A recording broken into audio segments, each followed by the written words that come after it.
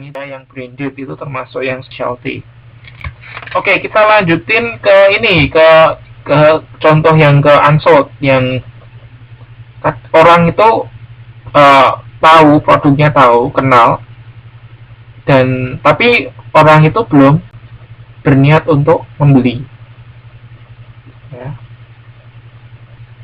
Ini tadi dicontohkan kloset musik, alat anti maling rumah tangga, ada juga laser anti maling, ada pistol air mata.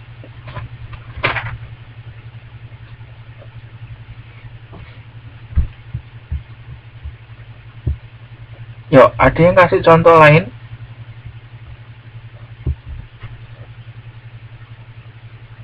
Jadi produknya itu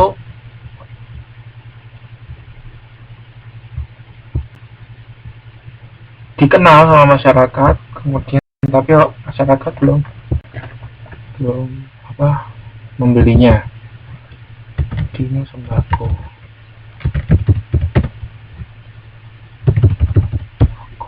baju, HP,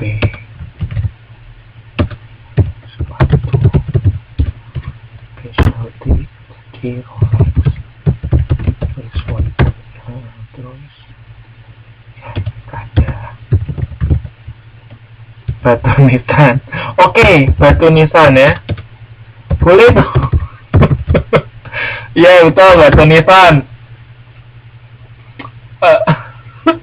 Ya enggak apa-apa, betul nih ya. Batu nisan itu kadang orang nggak kepikiran untuk beli, tapi pasti ada akan beli nanti ya. Oh ya, tabung pemadam kebakaran. Ya betul. Tabung pemadam kebakaran. Teropong bintang dan kafan. Aduh, kok malah pembicaraannya mengarah ke sana ya. Oke. Anyway, saya ada satu produk yang pemadam yang orang itu kadang nggak sadar kalau penting, yaitu asuransi. Ya. Asuransi itu termasuk unsold product atau unsold goods. Ya kadang orang sudah pasti kenal dong asuransi gitu kan, kenal asuransi, tapi kadang apalagi orang Indonesia ya masih enggan untuk memiliki asuransi gitu ya. Coba saya mau tanya ini, teman-teman di sini yang di Indonesia, kalau saham saya pikir itu bukan goods ya, bolehlah itu investasi ya. Kalau investasi saya pikir bisa masuk ke unsold ya. Unsold bisa. Oke, asuransi. Saya coba mau tanya ini teman-teman di sini ya, yang di sini ya, mahasiswa sini, ada nggak di Indo yang punya asuransi?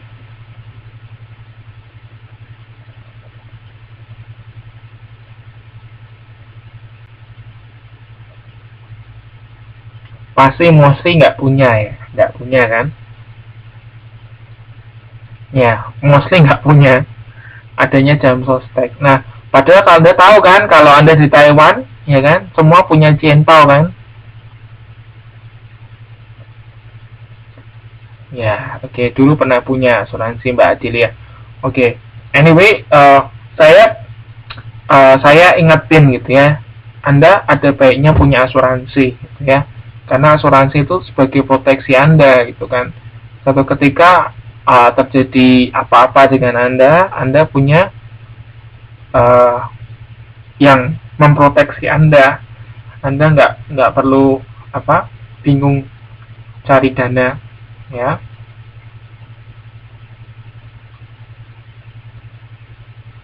Ya, saya tahu Anda punya, tapi Jianpao ya, Jianpao ya. Iya ya, saya tahu. Oh, yang di Indo ada juga ya.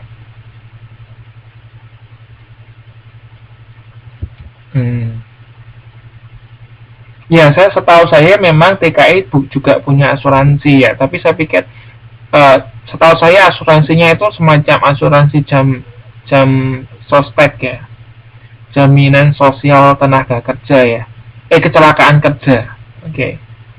Jadi kalau ada kecelakaan kerja Anda akan di cover gitu ya.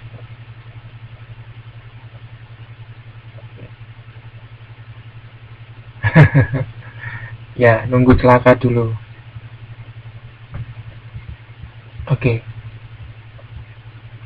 Oke, saya lanjutin deh nanti. Anyway, saya mau promosi sekalian. Jadi kebetulan ini saya juga menjalankan asuransi. Tapi sebetulnya ini bukan cuma asuransi, tapi lebih ke investasi juga. Jadi asuransi plus investasi. Saya sudah tawarkan ke beberapa BMI karena saya pikir ini bagus gitu ya. Yang ditawarkan itu bagus, makanya saya sharing ke teman-teman BMI, dan BMI ya beberapa pikirannya sudah terbuka gitu ya, sudah terbuka, sudah ngerti bahwa ini penting, akhirnya mereka masuk gitu ya, semacam kayak tabungan begitulah. Anda pernah dengar Prudential?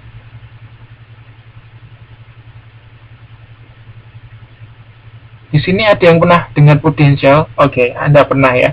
Jadi kebetulan saya juga menawarkan Prudential nih untuk teman-teman BMI, karena jadi awal mulanya itu begini ceritanya.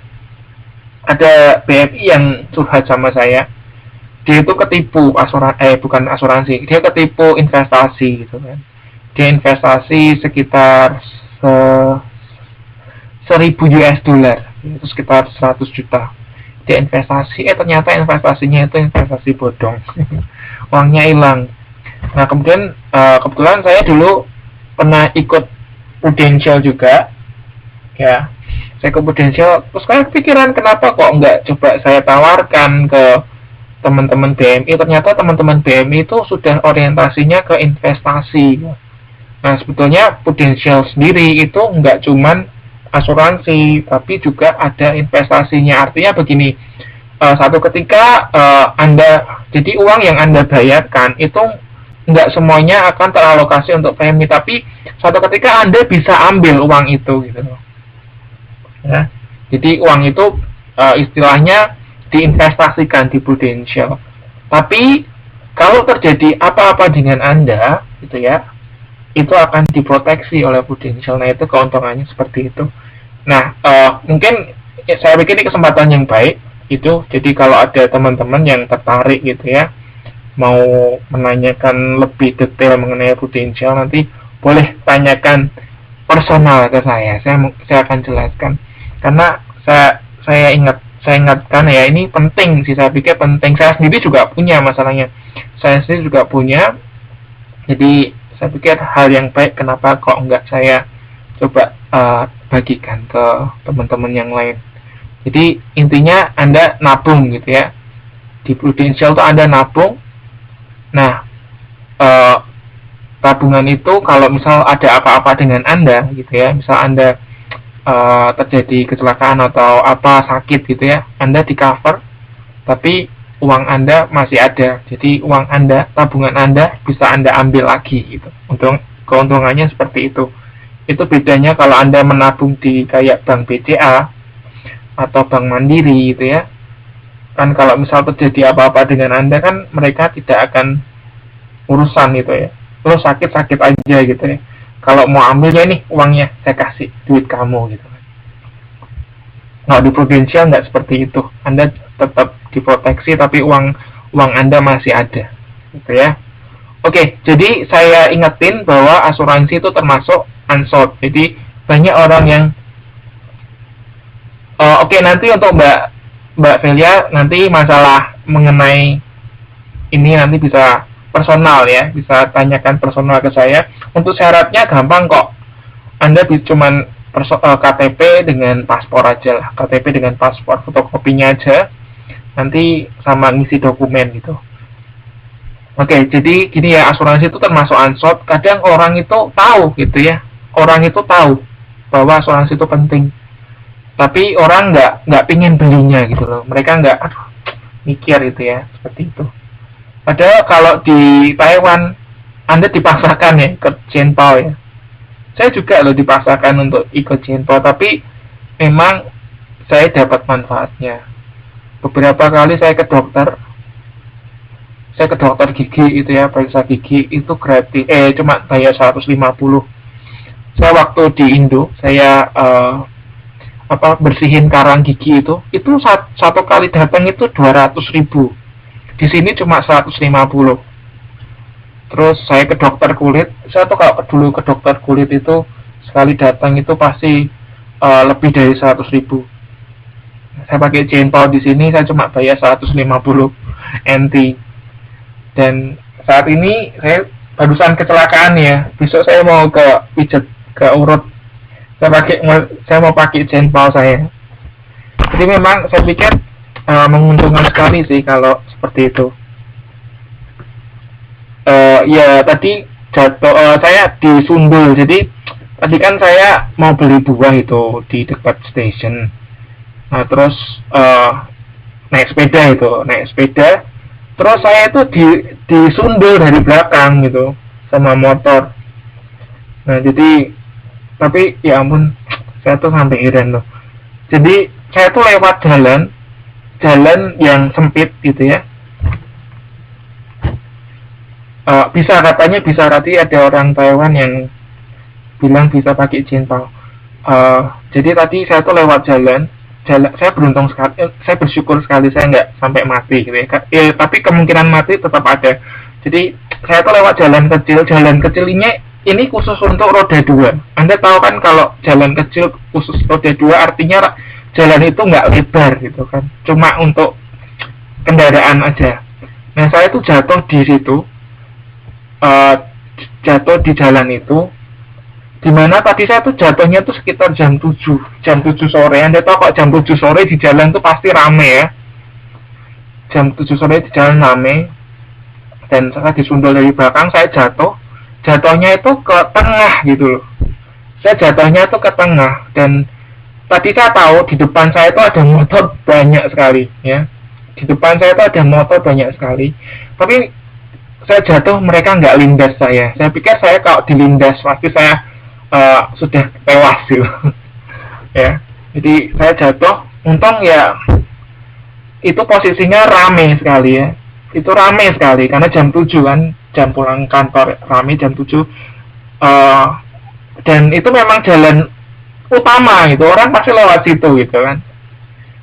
Ya dan itu jalannya itu kayak menggok gitu loh ya, nikung dan turun gitu,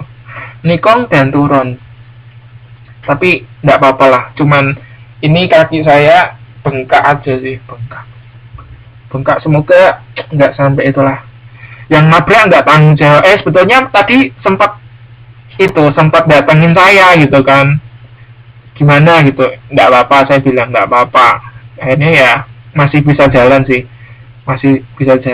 tapi terus tadi sepeda saya itu sadelnya bengkok ya. Dan kaki saya sekarang bengkak, semoga cepat sembuh sih, karena lumayan menyiksa. Nah untung saya pikir Pak punya jentol ya, besok saya mau ke tukang pijat nih, semoga bisa dapat diskon ini. Ya, sekalian saya akan ke dokter tulang kalau perlu.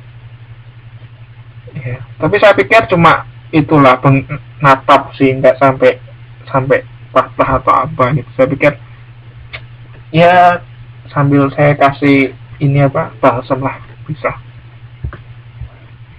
Oke, saya lanjutin. By the way kita sudah habis 30 menit ya.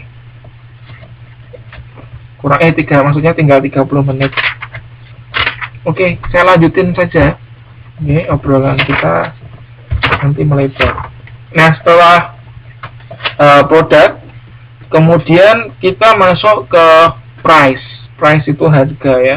Nah, kemarin sempat dijelaskan Mas Nano dengan siapa ya satunya kemarin? Mas Nano dengan siapa ya? Satunya saya lupa. Itu kan dia disebutkan tentang harga. Nah, harga itu tidak hanya uang ya. Sama Mbak Ani, betul ya. Mbak Ani yang pertama tuh ya, Mas ya.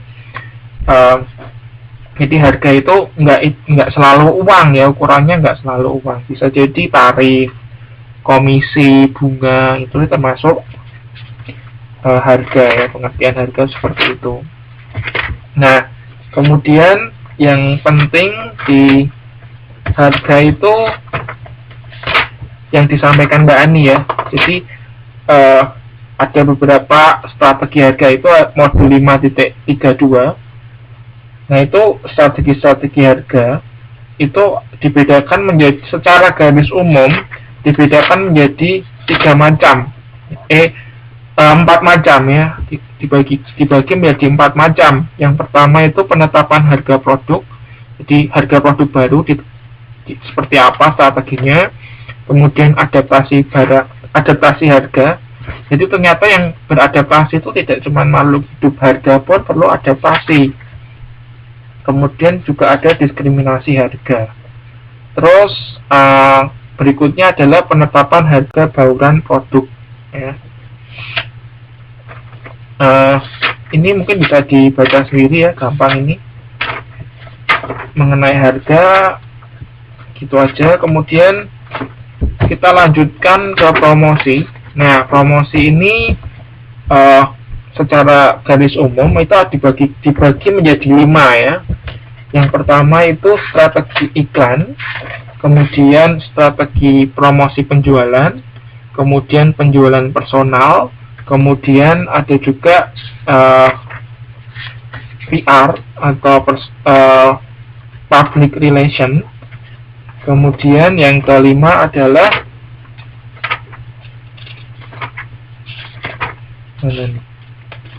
salesperson ya, pemasaran langsung ya, pemasaran langsung. Jadi kemarin kalau nggak salah Mbak Muji itu sudah jelaskan secara garis umum. Benar ya Mbak Muji ya kemarin ya menjelaskan tentang ini ya, promosi ya. Mbak Muji dengan Mbak Erna kalau nggak salah ya. Mbak Suhartini ya. Ya, Anda jelaskan mengenai strategi pemasaran mengenai promosi ini. Jadi secara garis umum tadi ada 5 strategi. Yang pertama, strategi iklan, promosi penjualan, penjualan personal, kemudian strategi pemasaran langsung dan strategi PR. Nah, kalau strategi pemasaran langsung itu yang kemarin dicontohkan itu menggunakan TV shopping ya, telemarketing, internet banking, internet marketing, mail order itu termasuk contoh strategi pemasaran langsung. Kalau iklan ya berarti menggunakan media iklan ya dalam mempromosikan produknya. Kemudian untuk promosi penjualan ada juga, kemudian yang berikutnya strategi tenaga penjualan. Kemarin diistilahkan itu wira niaga ya, wira niaga itu atau salesperson ya, itu menggunakan tenaga penjualan langsung. Oke deh, kita lanjutin. Berikutnya place ya. Place itu terkait dengan saluran pemasaran atau perantara ya, perantara. Hal yang perlu Anda perhatikan mengenai place itu di halaman 7.6 ya.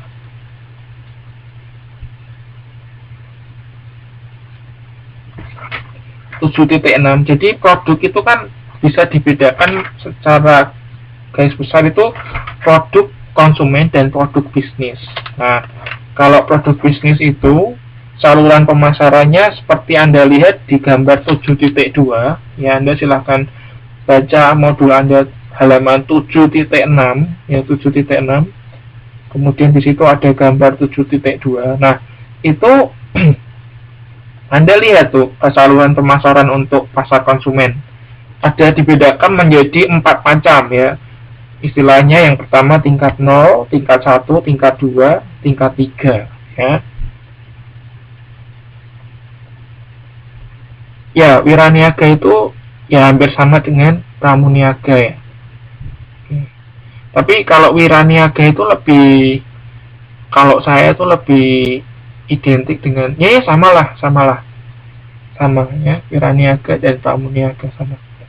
Oke, saya lanjutin. Jadi saluran pemasaran itu dibedakan menjadi 4 macam: tingkat 0, tingkat 1, tingkat 2, tingkat 3. Kalau tingkat 0 itu artinya produk dipasarkan dari produsen langsung ke customernya. Jadi istilahnya nggak ada perantara ya. Kemudian ada juga tingkat 1 itu melalui retailer. Jadi dari produser langsung ke customer. Kemudian ada juga yang tingkat 2 itu ada produser, grocery, retailer, baru masuk ke customer. Kalau tingkat 3 itu ada produser, agent, grocery, retailer, customers. Nah, ini beberapa macam saluran pemasaran untuk pasar konsumen.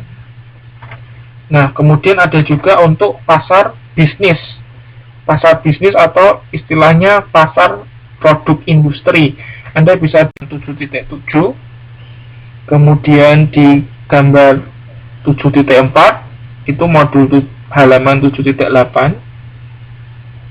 Di situ ada sebetulnya hampir sama ya dengan pasar konsumen, yang membedakan itu istilahnya ya. Kalau di konsumen kita di tingkat 1 konsumen itu kita sebut retailer. Sedangkan kalau di produser tingkat 1-nya kita sebut distributor. Berikutnya juga, nah ini jadi di saluran pemasaran untuk pasar bisnis ini tingkat 1 itu ada 2 macam ya. Ada yang melalui distributor, ada yang melalui representatif. Oke. Dan ada juga yang melalui representatif dan distributor. Nah, coba nih saya mau tanyakan, mungkin Anda tahu ya. Yang saya mau tanyakan itu mengenai distributor dan representatif. Ya, ada yang tahu nggak itu perbedaannya apa? Kalau grosir itu untuk produk konsumen, Mbak. Ya, grosir itu produk konsumen. Sekarang kita bicaranya ke produk bisnis atau produk industri. Nah, yang saya mau tanyakan, apa sih bedanya distributor dengan representatif? Apa sih bedanya distributor dengan representatif?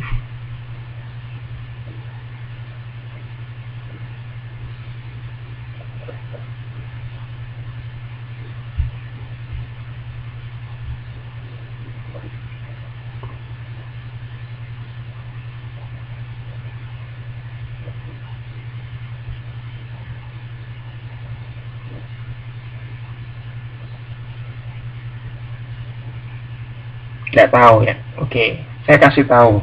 Jadi bedanya distributor dengan representatif itu begini. Kalau representatif itu, ya betul. Kalau representatif itu dari perusahaan. Kalau distributor itu bukan dari perusahaan, pihak lain gitu ya. Misalnya sebagai contoh Apple. Anda tahu ya Apple, produknya Apple, ada iPhone, ada iMac gitu ya.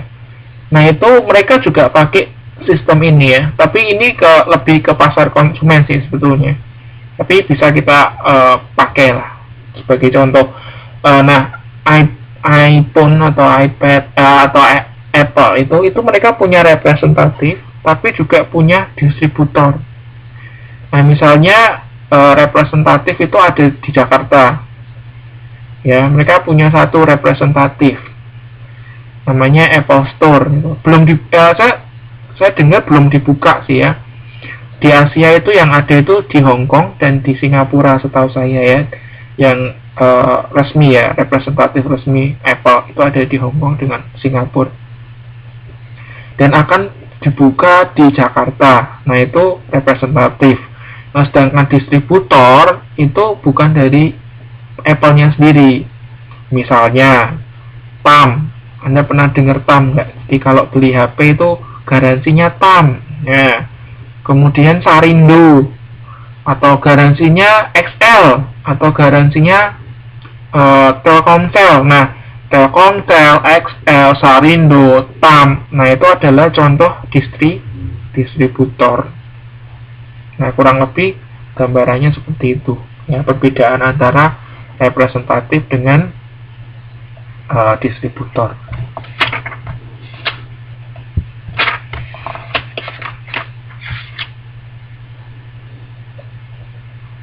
Oke ya, ngerti ya. Saya pikir untuk 4P penjelasannya sampai sini saja. Nanti Anda bisa baca di modul itu ada, gampang kok ini untuk 4P. Terus kita akan masuk ke berikutnya, ke modul 8. Sebentar, ini saya upload ya, saya uploadkan ke modul 8. Sampai di sini ada pertanyaan mungkin? Kalau ada pertanyaan silakan ditanyakan.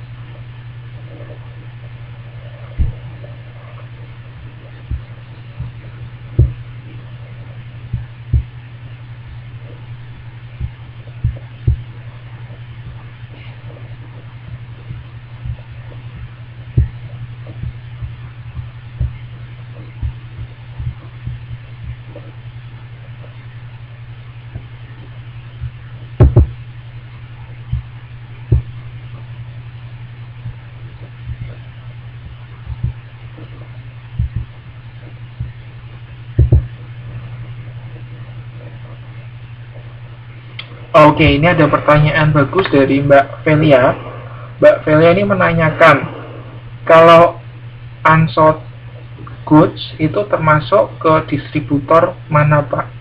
Jadi unsold goods kan tadi dijelaskan bahwa itu produk-produk yang sebetulnya sudah masyarakat sudah kenal ataupun belum kenal, tapi masyarakat nggak kepikiran untuk membelinya, gitu ya. Nah itu mungkin pertanyaannya bukan ke distributor ya, tapi ke saluran pemasaran yang seperti apa gitu ya. Nah saya pikir untuk saluran pemasaran produk unsold itu lebih baik menggunakan pendekatan-pendekatan secara personal ya. Nah misalnya melalui agent. Nah seperti kasusnya ini ya, seperti di asuransi gitu ya, tempat saya Prudential. Itu kita pakai tenaga pemasar atau istilahnya kita sebut agent. Di pemasarannya itu melalui personal, gitu ya, pendekatan personal. Jadi misalnya untuk asuransi itu kan kadang masyarakat masih ragu, masih mikir-mikir gitu ya. Nah dengan pendekatan yang personal itu diharapkan masyarakat lebih atau konsumen itu lebih merasa nyaman gitu ya, nyaman untuk membeli produk yang ditawarkan gitu. Jadi untuk unsold goods saya pikir saluran yang baik itu ke itu ya, ke yang sifatnya personal ya, sifatnya personal itu lebih baik.